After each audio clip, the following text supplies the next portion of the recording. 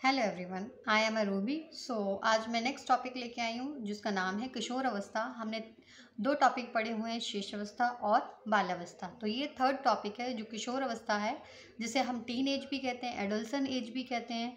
और ये जो अवस्था है इसको कह सकते हैं ये सबसे खतरनाक अवस्था है। इसमें बच्चे बहुत ज़्यादा टेंशन लेते हैं, मतलब चिड़चिड़ा स्वभाव होता है इसमें, मतलब बहुत सारे मतलब एग्रेसिव ज़्यादा हो जाते हैं। तो किशोर अवस्था एक बहुत ही इंटरेस्टिंग है और इसको समझते हैं। आज हम किशोर अवस्था के बारे में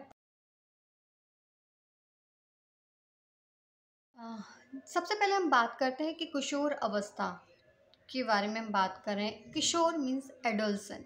एडल्सन जो एक वर्ड है ये एक लैटिन वर्ड है, ठीक है। और अंग्रेजी में, इंग्लिश में बोलते हैं एडल्स। एडल्स मीन्स होता है कि परिपक्वता की ओर जाने वाला, मतलब पूरा उनका सही तरीके से विकास होना, एडल्सन का मतलब होता है।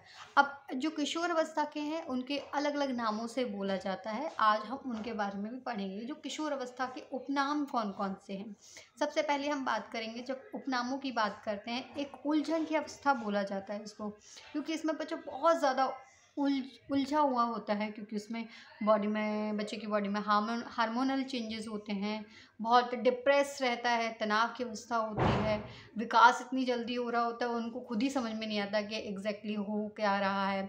लड़कों में उनकी वियर्ड आने लगती है और गर्ल्स में भी बहुत हार्मोनल चेंजेस हो जाते हैं, ठीक है। तो हाइट का इंक्रीज होना, ये सारी चीज़ें होती हैं।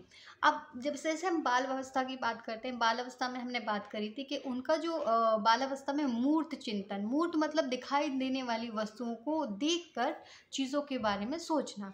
अब जो किशोर अवस्था की बात करते हैं, मतलब आप उस चीज़ के बारे में बात करो, जैसे कि एलिफेंट, तो वो इमेजिनेशन कर लेंगे कि हाँ, तो अब ये अमूर्त चिंतन तक की ओर जाते हैं कि आप उन चीज़ों के बारे में बात करोगे वो अपने माइंड में इमेजिनेशन कर सकते हैं।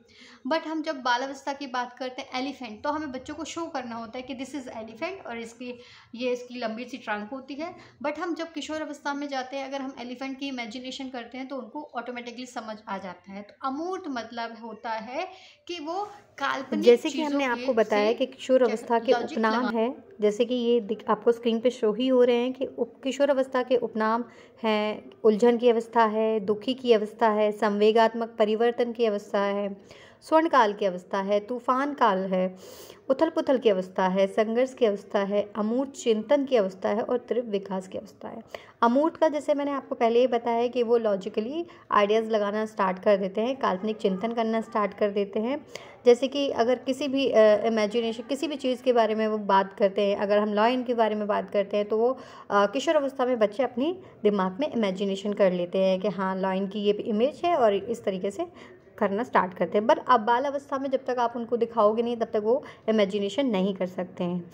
अब इसमें तीव्र विकास होता है, बच्चों का विकास इतना होता है कि हाइट बहुत जल्दी लंबी होने लगती है और फेस पे पिंपल्स आना स्टार्ट हो जाते हैं, वियर्ड शेविंग आना स्टार्ट हो जाते हैं और गर्ल्स में बॉडी में चेंजेस होना स्टार्ट हो जाते हैं।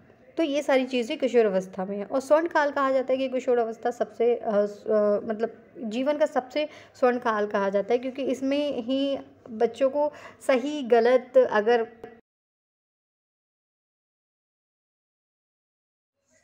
किशोर अवस्था को उलझन की अवस्था कहा जाता है, क्योंकि इसमें बच्चों को नहीं समझ में आता है कि क्या हो रहा है क्या नहीं हो रहा है। इमोशनली संवेगात्मक अवस्था, इमोशनल, कभी गुस्सा, कभी खुश होना, कभी नाराज़ होना, ये सारी क्या होता है, ये संवेगात्मक चेंजेस होते रहते हैं।